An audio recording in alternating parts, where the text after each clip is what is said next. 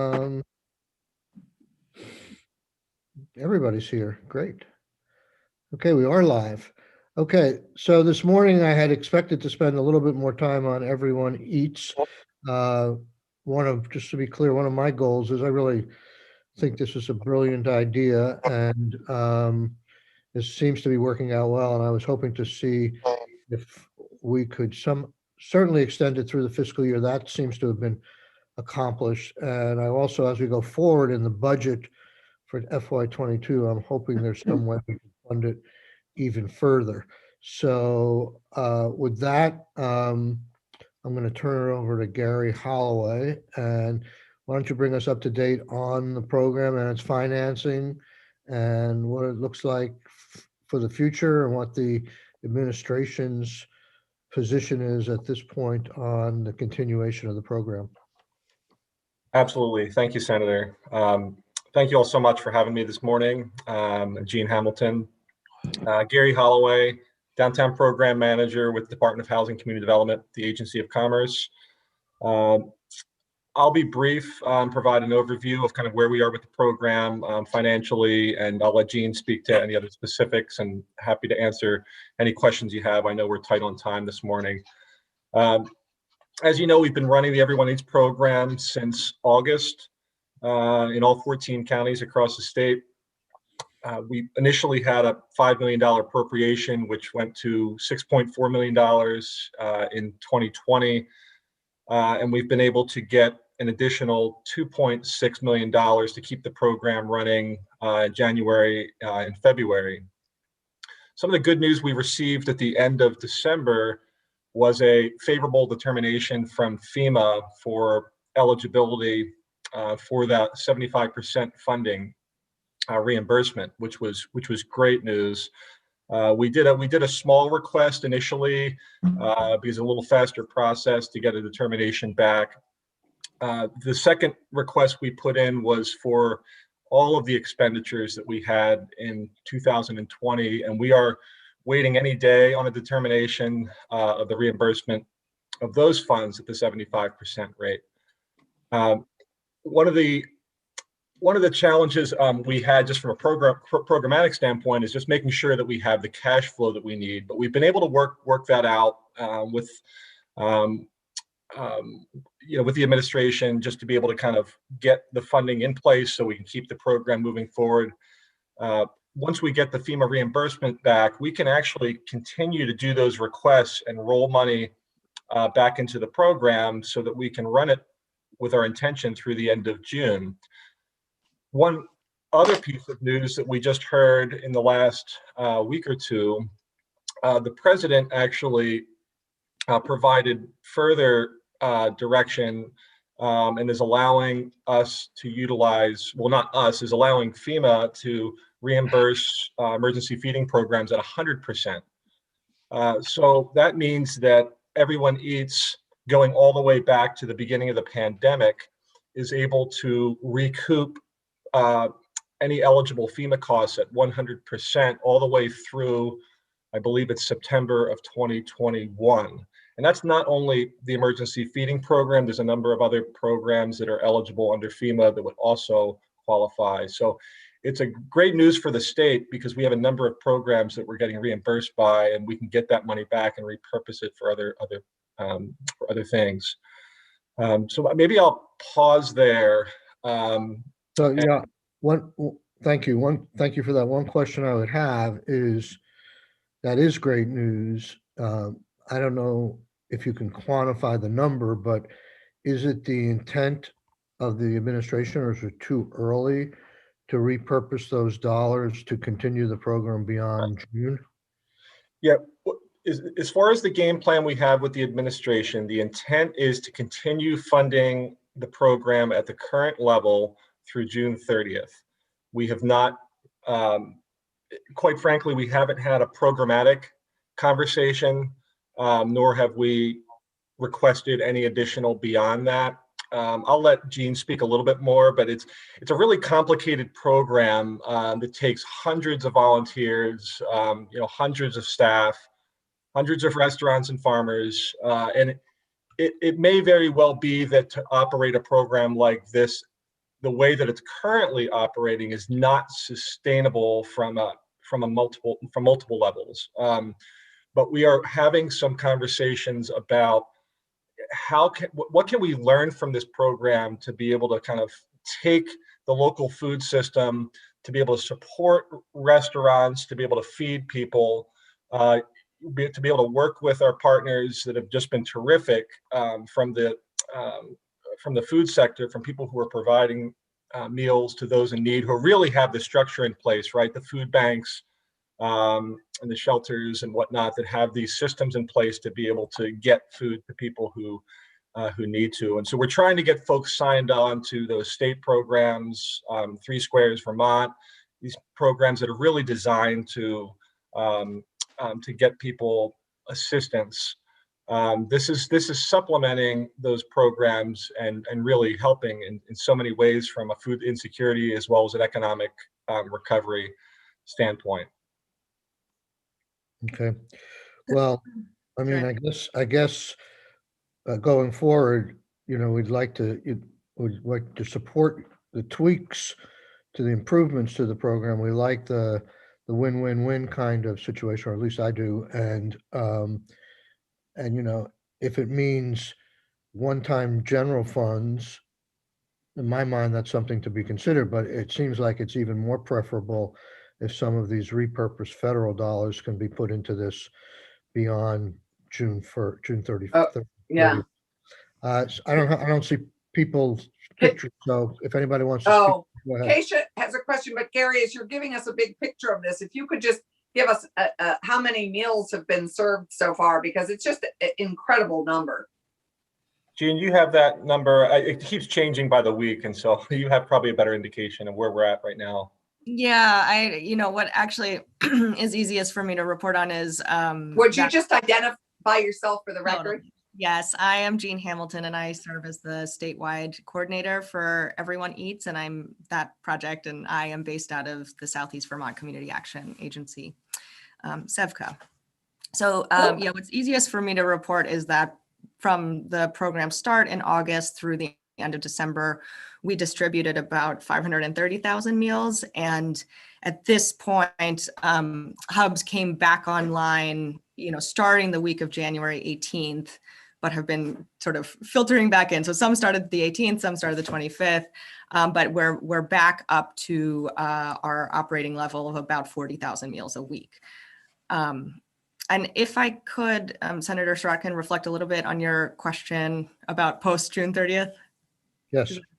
So, one thing I just want to highlight as we think about the future is how incredibly adaptable this program has been. The legislation that funded it was written in July. We had programs up and running by the first week of August. The community hubs and the partner organizations have been incredibly flexible and incredibly responsive. We, thought the program that the CARES Act funding was ending on December 18th, I think it was, and then it got extended to December 30th. We didn't know if we had any funding after that. We found out in early January that we might have funding on January 18th, and programs came back online really rapidly on January 18th because that funding became available. And it's been a real game of, okay, now there's FEMA funding. Oh, there's CARES funding. It's been very turbulent, but the communities have been really responsive. And so, we have a ton of enthusiasm between the community hub organizations and also our steering committee to think about what could happen after June 30th. And, I just want to highlight that this program has been created by a steering committee that's met weekly since July. That includes John Sales from the Food Bank, Faye Conti from Hunger Free Vermont, Ellen Kaler from Farm to Plate Network, staff like Gary from ACCD. We also have reps from Agency of Human Services and Agency of Agriculture, Vermont Fresh Network, Vermont Independent Restaurant Coalition. We have a very powerful steering committee that is really exploring what are the lasting impacts of this program? What have we learned from this program that can inform other existing programs, but also what can we potentially build that's something new post June 30th? And, some of the biggest lesson, of course, is, oh my gosh, when you tie economic development to poverty relief, magical things happen in community. People feel pride, they feel dignity, they feel so proud to be able to help their neighbors while they're asking for help. And there's no way we can ever unsee how much better that is than, having to go through the stigma and shame of feeling like you're asking for a handout. So that's a big lesson learned. I think we're also really seeing across our steering committee the value of prepared meals, and that prepared meals are really an essential part of how we think about food security in the future. There are just too many people who cannot make food for themselves for various reasons, and prepared meals need to be part of the solution. So at the same time that you all and we all are thinking about, like, what can we do with this incredible thing that we've created on the fly? There are also groups like World Central Kitchen who have been doing this work internationally for a number of years, and of course have been very active through this COVID pandemic. And World Central Kitchen, in partnership with now Vice President Harris and other legislators last year, proposed the FEED Act, which actually explicitly talks about engaging restaurants as part of emergency feeding. And so, so our committee is really excited to keep thinking about what does this program look like beyond June 30th and beyond COVID.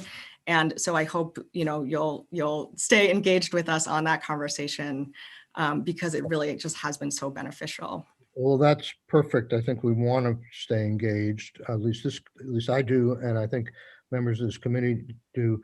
Can you Well, give us- many members of this committee have actually helped hand out all those meals. So, No, I mean, I don't know how no. many of us have, but I assume most of us have, because it's been a big community effort. My only concern is overwhelming volunteer time, because any program that depends on volunteers to do this, I think to go to Gary's point, I think that's the one challenge in this.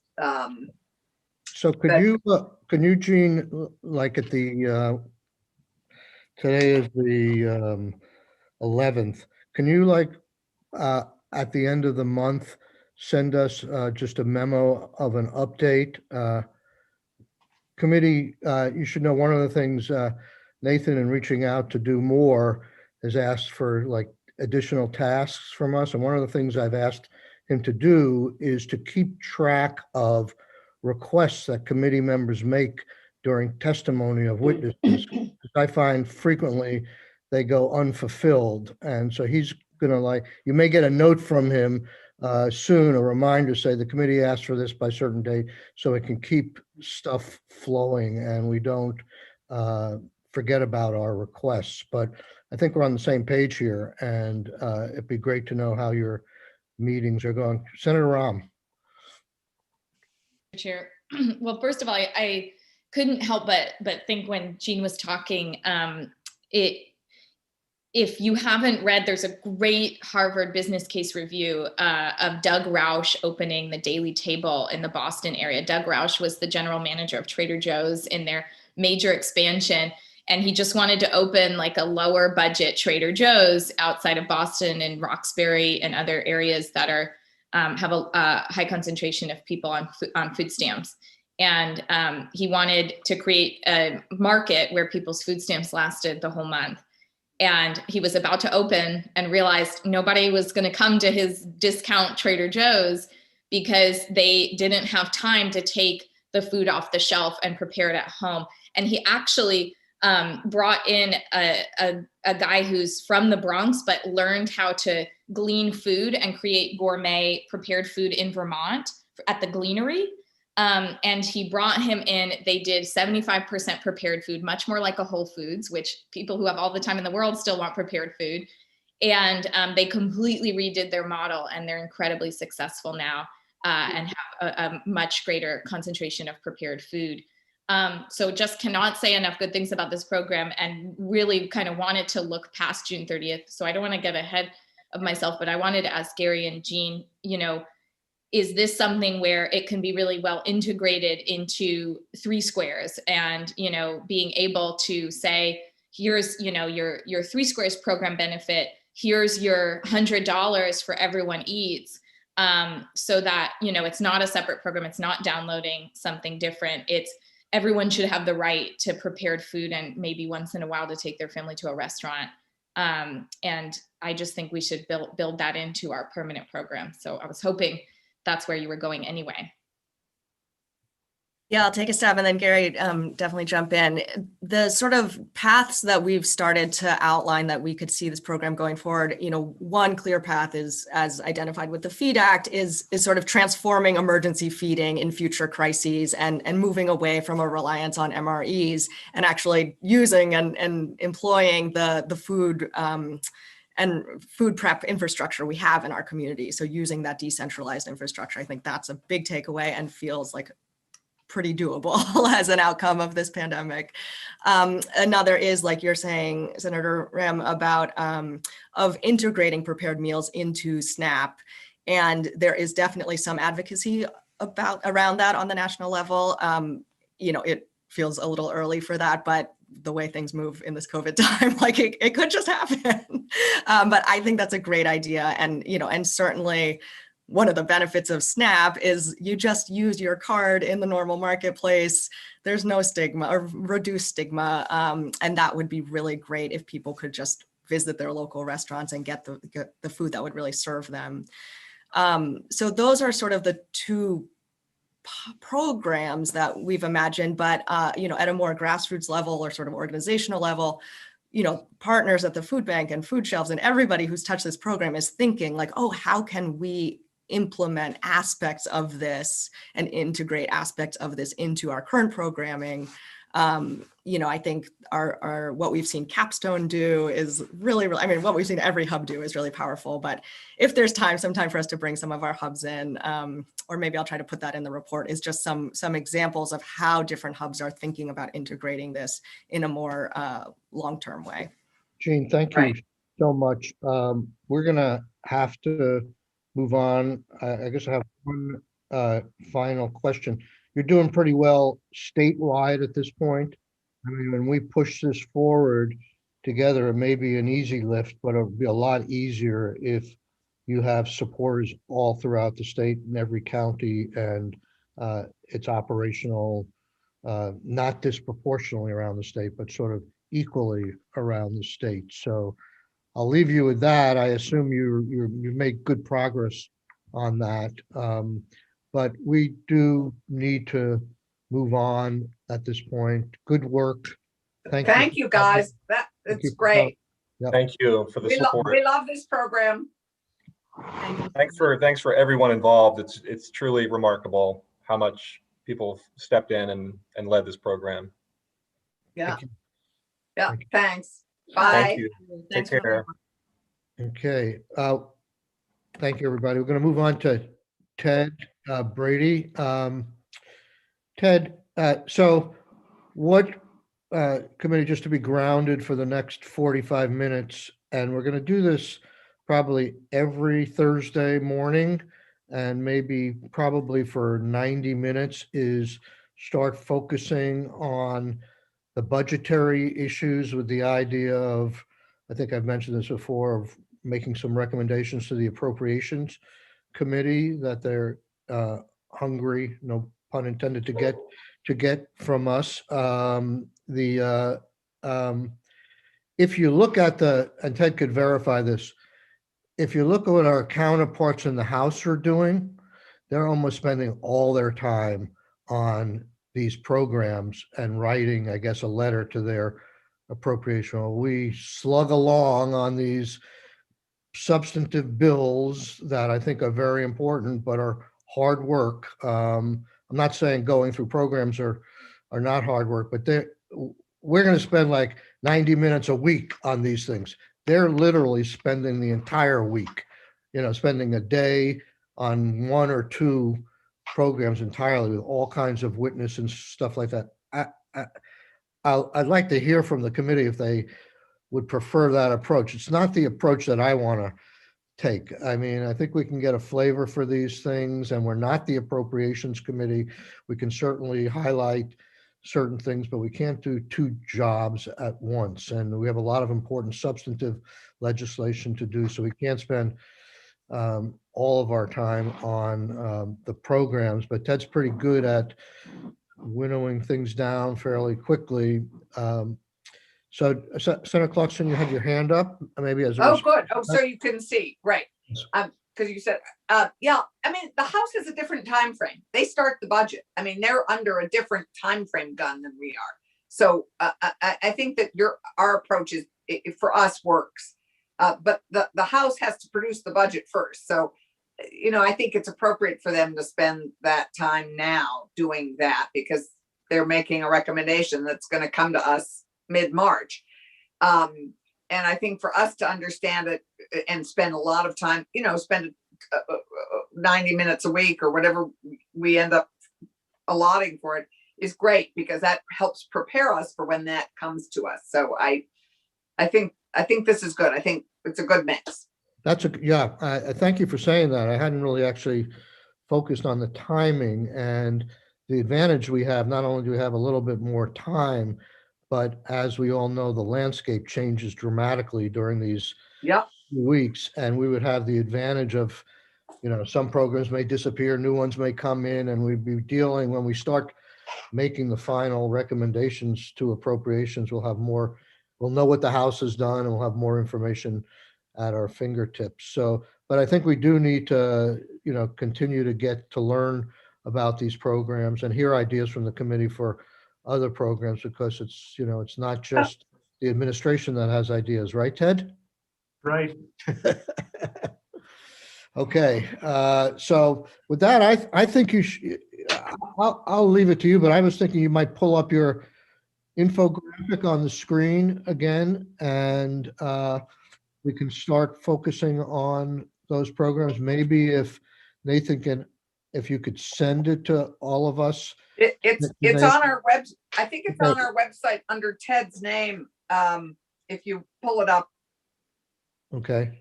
We may have a new one, so why don't I send you have a new one? Right now. Yeah, it's just we're just adding things left and right. Hey, we'll take a new one. Okay, I'm going back to email. All right, so It's incoming. we're going to send us that, and we can pull it up on the screen as well. And once we do that, we can start discussing some of these programs.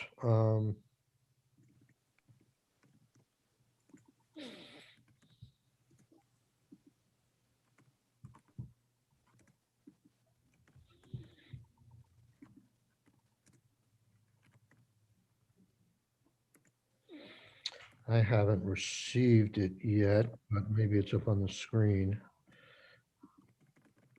Here it comes. Okay.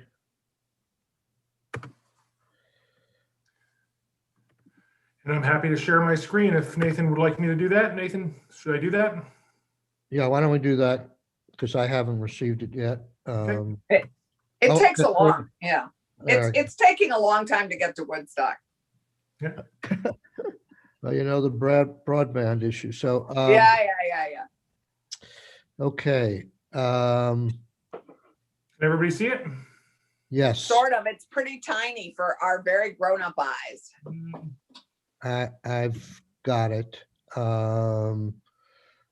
Okay. Oh, I just got it too.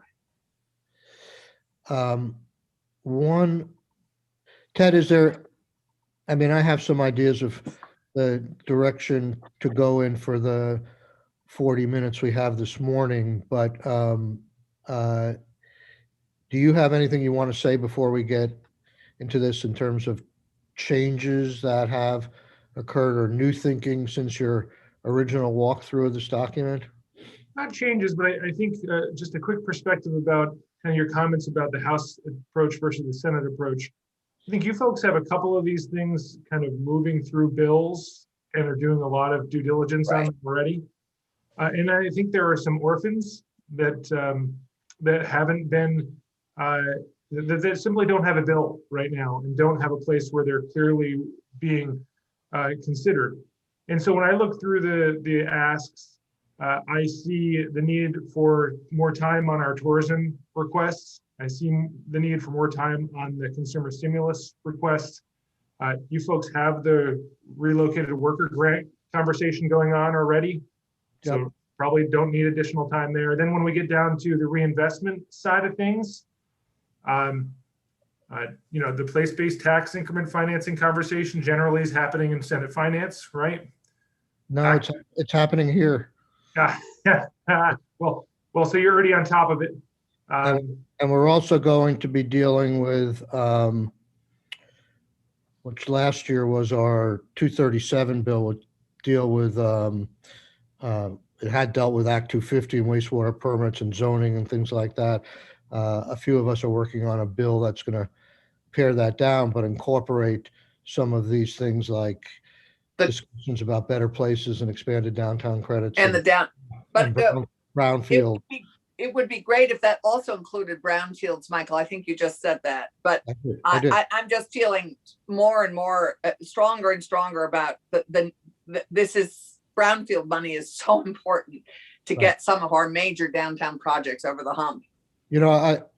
What Ted says is a good point. A lot of these things are going to be part of substantive legislation we're working Right. on. And I was actually going to suggest that we start with the consumer stimulus, something that I think is worthy of real consideration and tourism and marketing. So I think why don't we focus on those? And it's in the top line where everyone eats, which we just heard about. Actually, let's try and deal with this top line, at least this morning. And on the 10 million, can you bring us up to speed on where things are with the 10 million? I know you've made several requests that have gone unheeded to date. And I know the governor, I guess, was in his budget address, made an additional plea for that 10 million. Can you tell us where you are on that? Yeah, I can tell you where I think we are. So the House is actively, the House Commerce Committee is actively working on this kind of BAA2. And the concept is to fold some version of our economic recovery grant for new business proposal into that second BAA. We anticipate that it'll be a several week conversation about what the program looks like. I think that's where the Commerce Committee wanted to spend a lot of time really wordsmithing and designing the program with us, as opposed to giving us broader guidance, which we're open to giving that a shot and trying to work something together. And so I think in the next couple of weeks, we're going to be doing that. And I guess that you're going to end up with a bill to respond to, unless you folks want to work with us simultaneously on building your own vision for how to address that, which we're also game for. So the our Senate Appropriation Chair always talks about like a mini BAA or a separate bill. Is this likely to be that vehicle, as far as you can tell? I don't want to put you on the spot. You may not know the minutia of that kind of stuff, but is that what the House and the Senate or the House is thinking at this point? That's that new vehicle coming out of the Commerce Committee? That's my understanding. Yes, Mr. Chair, this Yeah. is Senator Ballant. That is what we've been talking about. They're calling it BAA2. We're talking about it in a different framework, but it's the same bill that we're talking about. Thank you for that. You So bet. is this, at this point, is that, what kind of funds is this $10 million? Is it general fund, CRF funds, one-time funds for surplus? Where does the $10 million come from? Yeah, so our proposal is to use general fund dollars, one-time general fund dollars, because some of the uses are explicitly prohibited within the CRF program. New businesses, for example, that started before February 15th of 2020 specifically cannot receive CRF dollars. Now, you've probably seen the same thing I've seen. It looks like Senator Leahy, Senator Sanders, and Congressman Welch are shaking the $1 billion CRF2 fund, and there could be as much as another $600 million of CRF money with less restrictions coming our way. Maybe you could use something from that for this, but if it still has that new business restriction, it's going to have to be general fund. So we're still under the assumption we need 10 million of general fund one-time money. Okay, and we've all heard about one of the uses that was the original use of this money was primarily for businesses that got started after February 15th, 2020, correct? That's the big one. There's a few others that simply are not eligible for PPP this time around.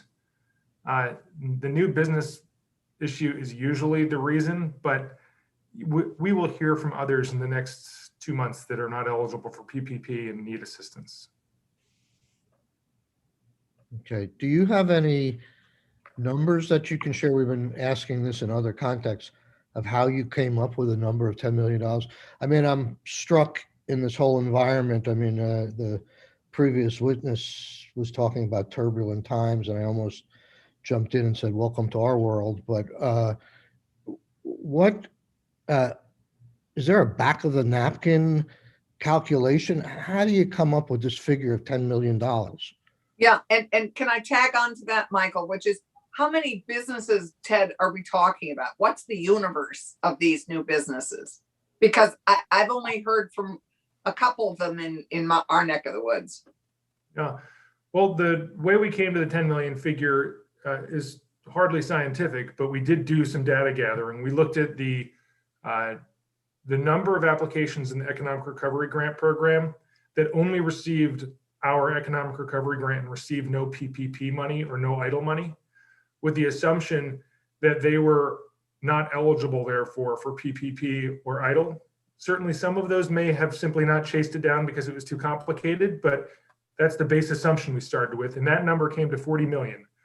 So there was $40 million of unmet need. Again, the definition of that is unrealized revenue from 2020 to 2019. So there's $40 million in just those applications, those that did not get PP or get EIDL. So then you look at that number and say, okay, what's the likelihood of people coming in for additional funding? Also, we can't meet everybody's need. We want to meet some need. And we came to that $10 million figure largely based on back of the napkin, who do we think would actually apply? As far as how many new businesses there are, easy stat to get from the Secretary of State's office to say there's been, I'm going to guess it's less than 1,000 and more than 100. However, the problem with that stat is you don't really know the size of the business. Like a lot of those could be the independent consultant who is working a few hours a week versus the Black Flannels of Essex that I know you've heard from now, right? Who employ 30 people and have not qualified for any business assistance. So harder to drill down on how many of those Black Flannels they are, or the new hotel in Williston that Redstone is an investor in that opened in March and hasn't qualified for any pandemic related assistance. I don't think there are hundreds of those. I think there are dozens of those stories, but I think there are going to be hundreds of new businesses that could make an argument that they deserve money and have gotten no federal assistance or no state assistance. Yeah, yeah. Well, I Senator Clarkson's question, I think, is a good one.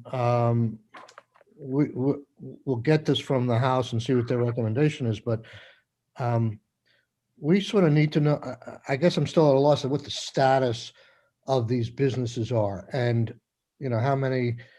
Some guesstimate as to how many there are, but are they functioning now? Are they making it? Did they, despite the fact that they got no funding or help, they started up right in the headwinds of a pandemic, yet are still going and making a profit at this point? Or are they at the other end of the spectrum? They put money in, they never opened, they're totally moribund, and we're just essentially going to fund a new startup of a business. And how do we know whether we're putting money into jumpstart a dead business that may not be healthy enough to survive? And, what are the guardrails to make sure that the money is effective? I mean, it just, I guess I don't know enough about it yet, and I'm guessing it's all over the place, but it doesn't sound like there's a lot of clarity yet, what the typical situation is of somebody who's going to get a grant here, and you haven't, I don't know if you decided yet, you haven't told us, what the size of the grants is it going to be just like the recovery grants where that nomenclature of unmet need is going to govern the size of the grant up to $300,000? Same idea, different formula, because our problem with these businesses, they, whether it's the Inn at Putney Road down in Brattleboro or the folks at Black Flannel, they didn't have revenue to compare it to. The hard thing that we've seen though is there's undoubtedly in these hospitality businesses, they've been impacted by the pandemic. You don't need to look twice. Their revenue is disrupted. Their business model is disrupted. These people have put their houses, their retirement accounts on the line to open their business. They made that decision in June of 2019 to open their business in June of 2020. Most of them opened. Those are we require you to either be open or plan to be open. We do have a formula. Commissioner Goldstein has developed a formula. I think that formula will look different once it goes through the House process. So I don't think I can say with certainty what it'll come to you looking like, but it will be based on your actual revenue versus projected, versus your costs, versus the cost of doing business, your mortgage, your rent, your insurance costs, your payroll, and try to create some sort of a formula that treats businesses fairly. It will not replace all of their unmet need, but it will provide them with assistance where nobody else has. A restaurant, 50% chance of it dying in best of times after 3 years. In pandemic related world, that fatality rate is going to be a lot higher unless we intervene. Senator Yeah. Clark, I can't see. I have, I mean, we all represent businesses like that. I mean, I represented and complicated in that it's an old business, but often bought by new owners. They redo it, and we're planning on opening in March or April of 2020. And I represent a couple of those businesses that are just caught between a rock and a hard place in this. Yeah. Okay. So this is the kind of stuff that, I really feel is what we hopefully could have done in a lot of the programs we've stood up, the kind of inquiries and follow-up and answering questions. Like the House has probably raised a bunch of these same questions already, as opposed to the way we had to do it to get the money out the door.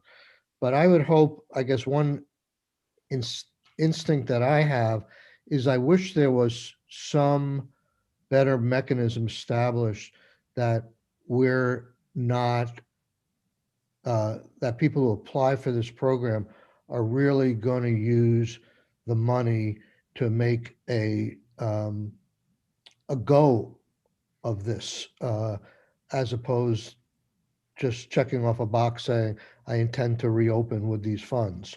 I wish there's some audit function or something, and people would know that if you take these funds and we check back with you in a few months and you've done, you've been unable to do anything with them, except perhaps put them in your bank account, that they know that they may be subject to some sort of recapture or something. I just want the money to, the qualifications for this program to be a little more detailed, so that it's clear that this money is money that's going to make a difference to the business and the community.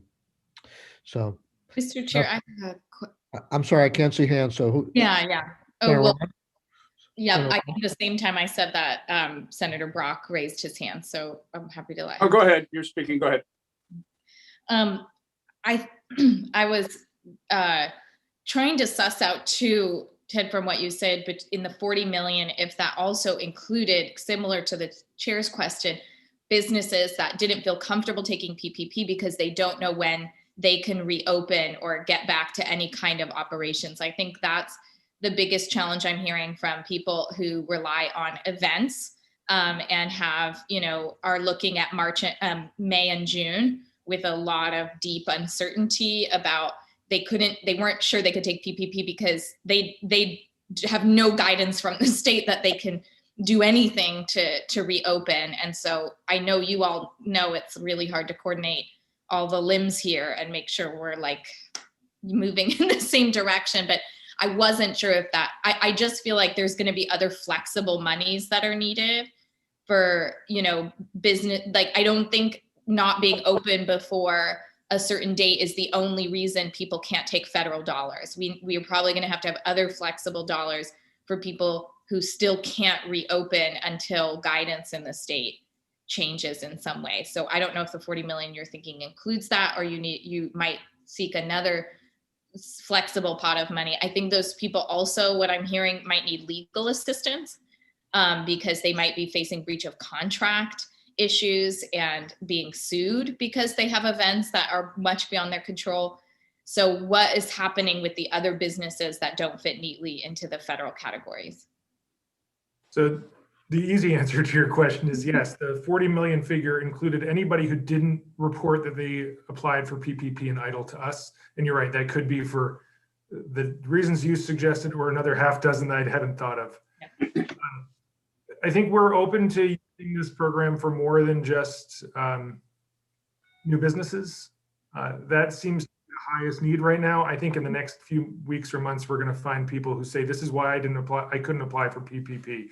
The most obvious one is this round, the second draw PPP requires you to demonstrate a 25% loss. Yeah.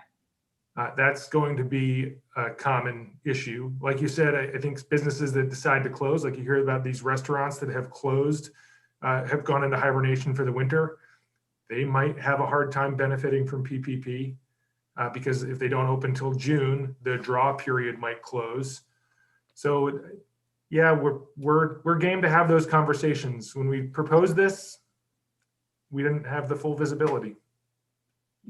So you think that in either BAA2 or some other form, after we know what the parameters are around the second recovery package, you anticipate trying to suss out that need from people who weren't able to participate in this round of supports and come back with another general fund pot of money that you'd be seeking?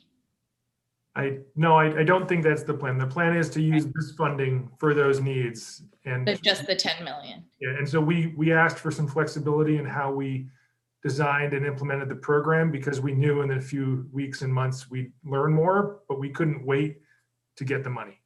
We couldn't wait to build the program. That was the logic.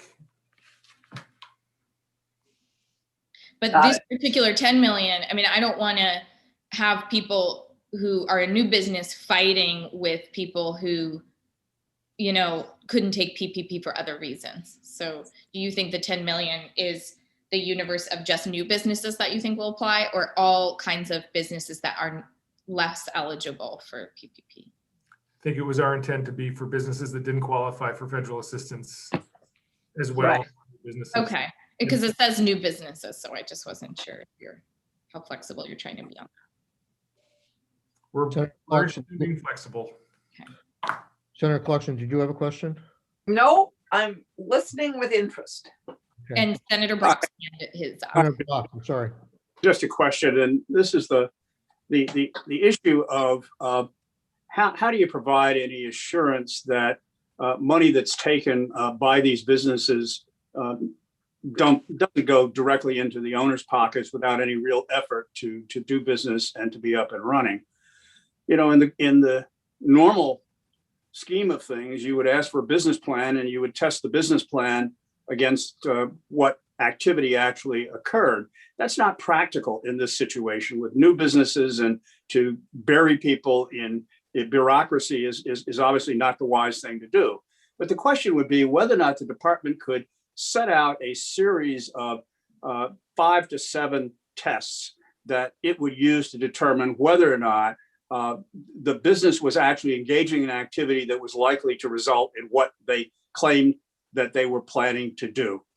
And in a very simple way, to use that as a guide for the department to determine where to look for potential recapture. Would that make sense? I think it makes a lot of sense. We thought we did that by asking for profit and loss statements, by asking for tax returns, by asking for other legal documents that could demonstrate what they were talking about, so that we could do kind of that test internally quickly. But if there's something else that somebody can think of that's simple, easy, and passes that kind of straight face test, we're game to integrate some of that stuff. Is there anything in particular, Senator, that you're thinking would be a useful measure for that?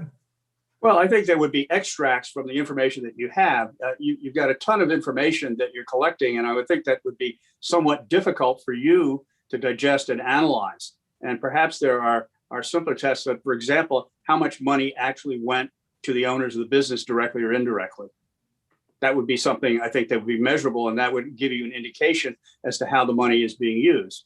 How much money was spent, again, given the nature of the business, on the particular business activity and in the major categories of business would be an example.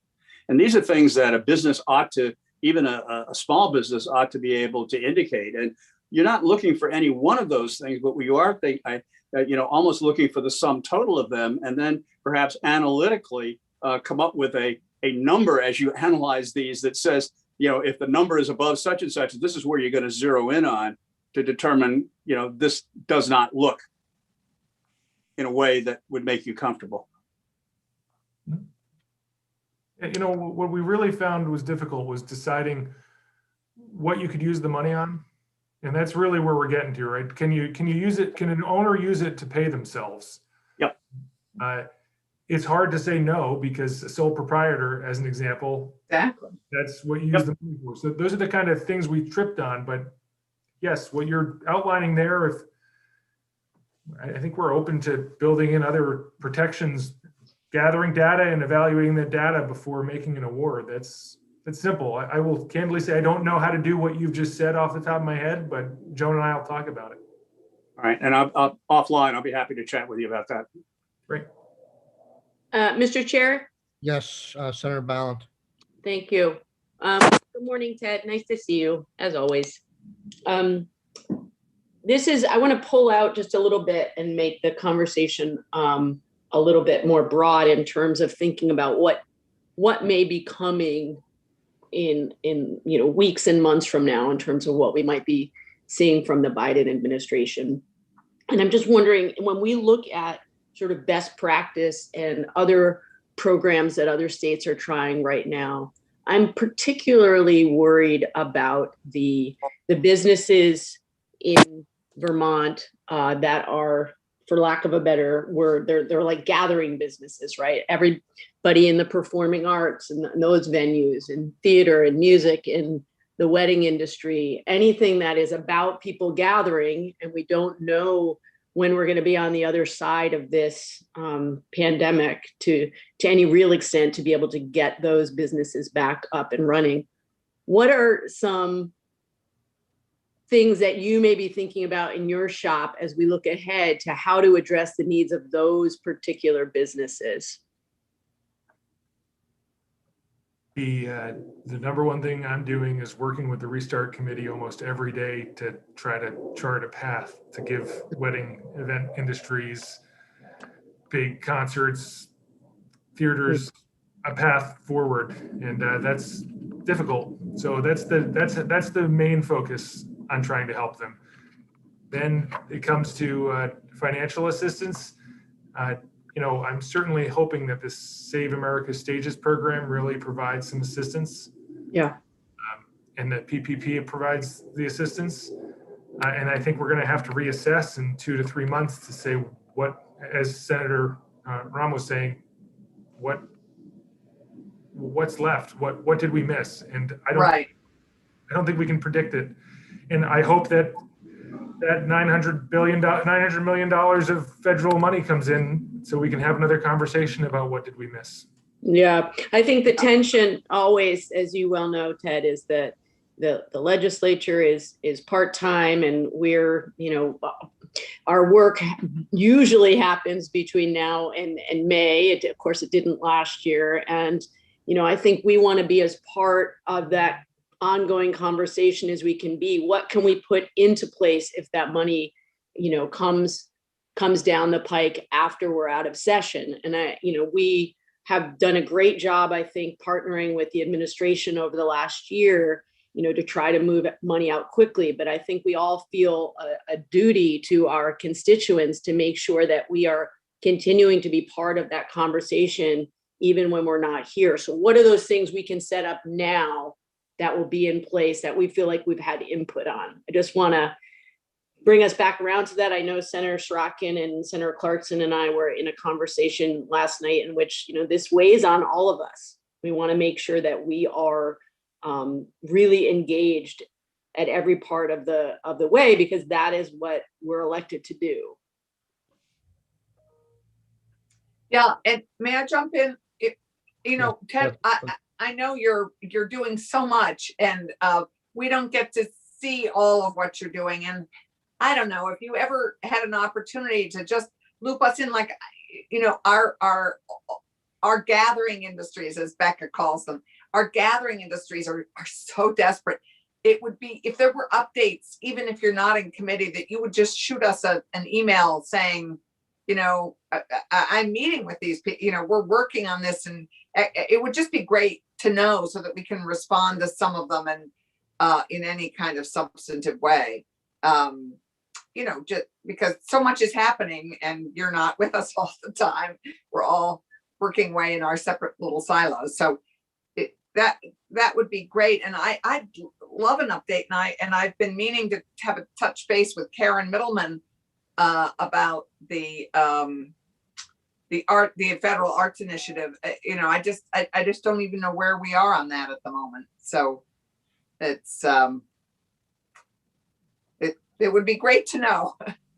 Okay, so those comments are really, I think, are really at the heart of some of the systemic mega concerns that the legislature has, and I'm sure, Ted, you understand it and can appreciate those. So, I mean, there obviously needs to be a little bit more communication, and in these weekly meetings, we can continue to get updated. I mean, when you think about the commissions and study committees and everything we establish on programs that are so much smaller than what we're talking about here, where there are legislators on that, it's sort of like, it's the nature of these times in terms of getting money out the door that makes things so different than normal. But I do, for me personally, I would like, and I think it would be helpful for the committee if, and this may already exist, but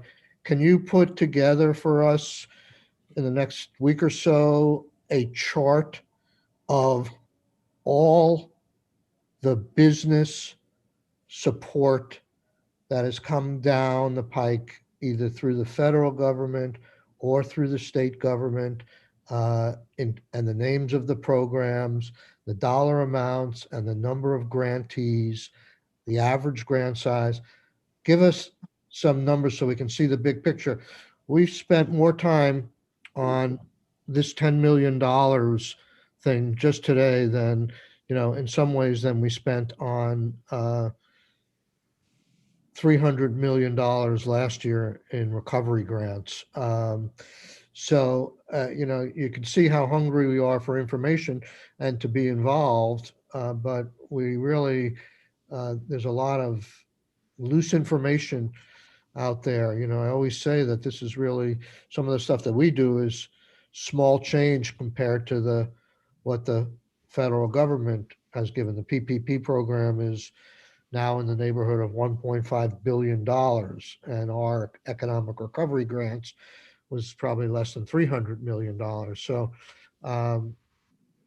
we need some grounding in that. So is that I know you have that stuff in your head, but is that on paper anywhere? And can you make it easy for us to see this big picture of, the number of businesses, the amount of money that's gone out in the various programs?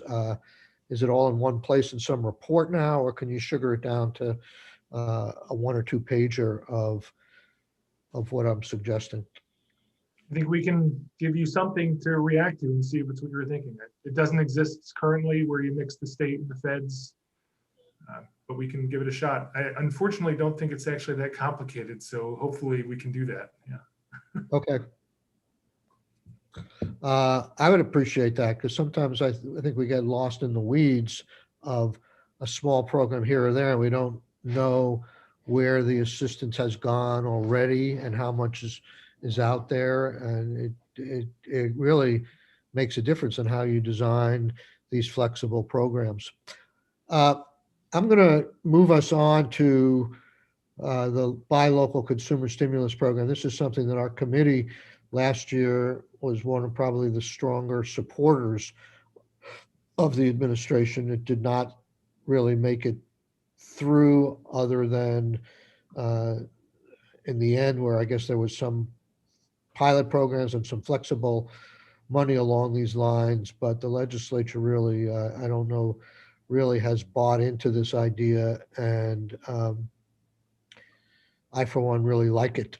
It's sort of like the Everyone Eats program, a whole different target audience, but it has the win-win kind of situation. So, Ted, can you talk about where this one is, and then maybe we'll take a break. Yeah, and I invited Commissioner Helm to join too, so she's on in case she can fill in. So we have the results from the $500,000 pilot, and they did everything we anticipated they would. They increased of the users of this program. And to remind you of the program, we subscribed about 1,000 businesses to make some sort of a discount offer to Vermonters. Come to my store and get a $5 gift card. Come to my store and get 50% off your order, whatever it is. Come to my hotel and get a free night. The businesses were then eligible for up to a certain dollar figure for that discount when a consumer purchased that discount, purchase being just subscribed for it.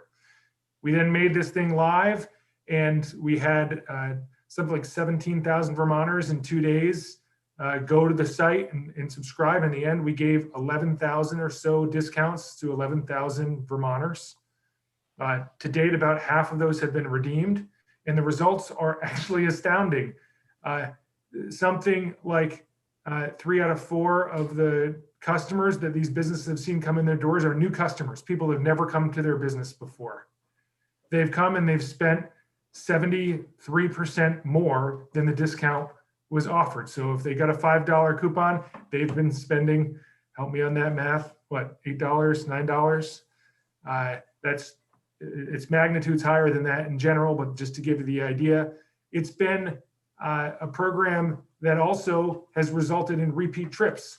So these new customers have gone to those businesses or intend to go to those businesses via a survey we did, something like 2 to 3 times in a year. So really a great way to start a customer.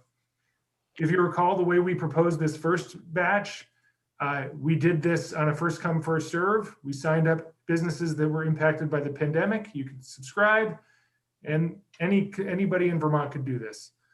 We've proposed $1 million to do this. It would be double the size of the program, but we want to restrict this to our downtowns and villages because there's so much more benefit when you get somebody to get out of their house, change their habits, and come to your downtown. Because if they go to the theater, they're likely to also go to dinner, stop and buy something downtown, things like those, versus totally necessary, but doesn't have the same ancillary benefit, buying a t-shirt from a business in Danville, which, in the hills of Danville, which would be good. And we'd appreciate that, but we had to shrink it down to a smaller dollar figure.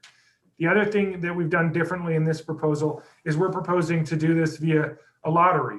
The only problem we had with our pilot program that we want to fix, like the clear one we need to fix, was it's complicated to have tens of thousands of people go to a website and try to be the first one to sign up for an order. And so by doing a lottery, we'd be able to manage and throttle the people coming in, invite them to come get their offer instead of saying, hurry, hurry, come. We do this by lottery. I think we look to you, Senator Sorokin. You really want to make this a win-win-win and have some group of people benefit. We thought about this. We said, well, do we do this to those who have qualified for unemployment?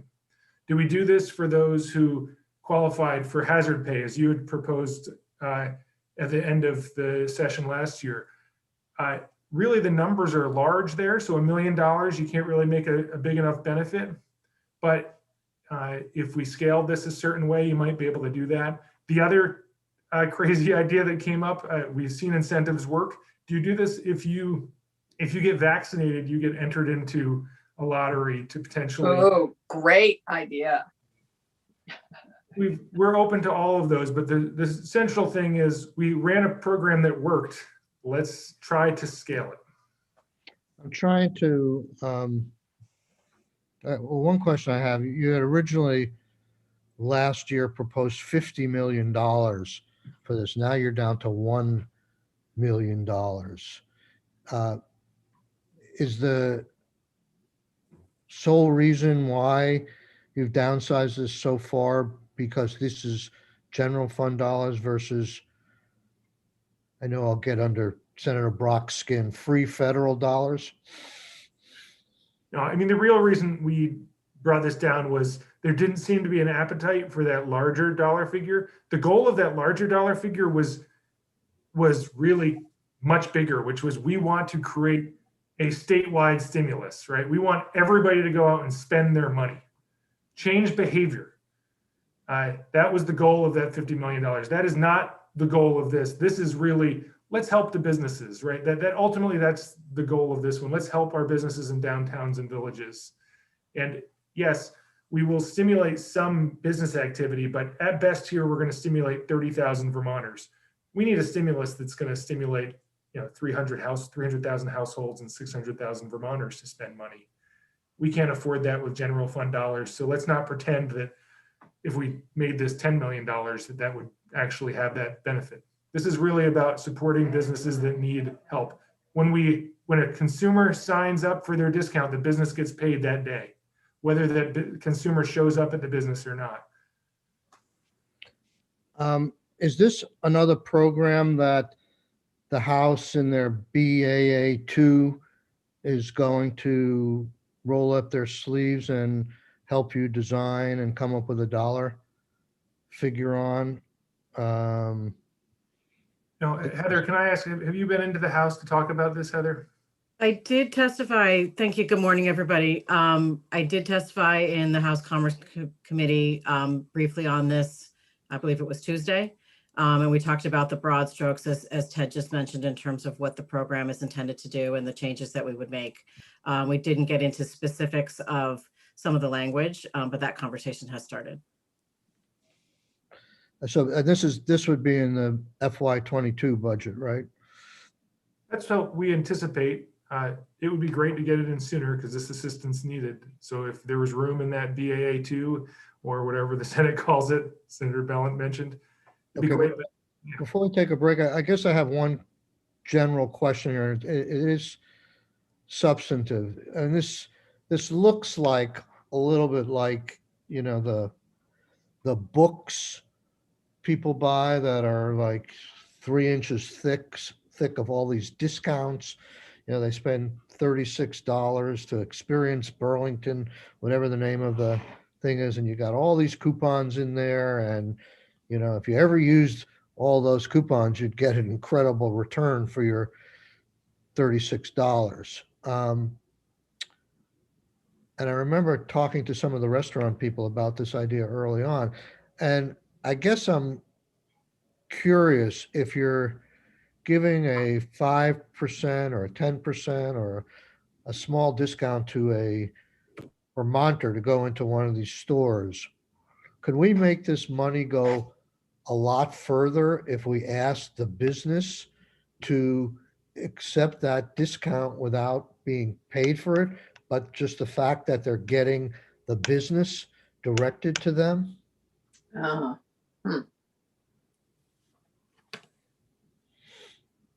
So your thought there is that the business would not get paid until the consumer came, or that this would be more of, I guess I'm not quite entirely sure how the change would be made. It's sort of like, instead of giving all this money, and let's assume we got it to a much larger figure, instead of giving it all to business to hold them harmless, so to speak, on their pricing, to say to them, you'll get a seal on your door, you'll get publicity, and customers will go to you as a result of this partnership in terms of advertising and stuff, if you sign up. But we're not going to necessarily pay you dollar for dollar for the, maybe you do partially, but we're not going to pay you dollar for dollar for the discount you give to the customers we help urge go to your business. I think it goes to Heather's point. They pay when they arrive. No, I'm saying that, Customer. I'm not saying. They don't, they use the coupon from the book or whatever and they pay when they actually go to the business. No, it's a question of, it's not the mechanism of the paper trail and stuff like that. It's basically saying the consumer gets a discount. Right. And the role of the state financially is more to promote that particular business and to pair up the consumer with that business. So the advantage of the business is they get the customer, but they also at the same time are providing the discount without being reimbursed for the discount. Right. So it sounds a little bit more like that could be a support local campaign in terms of, sign up for this program. We will support the idea of spending locally, whereas this program was a little bit more on creating that specific incentive to make sure that the business benefits up front. And so it is a win-win for the consumer and the business when the consumer comes in and you get that overspend. But it really, I think that's the heart of it, is that, how is this to make sure that it is beneficial for both the business and the customer? If we're not reimbursing the business for that discount, it feels a little bit like we're putting an additional burden on them, even though we are helping to bring them new customers. We could take the discussion offline a little bit Yeah, more. Mr. Chair. I remember raising this concept early on with some of the restaurant folks, and they weren't necessarily opposed to it. Yeah, So Randy's got a question. it could make the money go a little more to customer development and getting people out to spend the money. It can go a lot further if you don't have to pay back the businesses for the discount. Senator Brock. I would just echo Heather's comment that I just have a feeling that would be perceived by many to be an additional burden that's placed, rather than something that's beneficial, as advertising, for example, might well be. I have a great deal of difficulty dealing with the business that has been suffering because of COVID, in which the traffic to the business is already down substantially, and that by then imposing effectively a discount on them for us to advertise on their behalf, I think would be perceived pretty negatively. Okay, well, we can talk about it some more. We can drop it. It was just an idea. I think that's the way those discount books work. I think the business offers the discount and the consumer gets the discount, and the business eats the discount in the hopes that they will get that particular person who bought the book to come into their store. So anyhow, we're going to take a break and we'll see what time it is now. How about 9:50 to 8 minutes, and we'll start on, I forget what the next topic is, but we'll get to it. See you at 9:50. Thank you, everybody. Thank you, Ted. Thank you, Heather.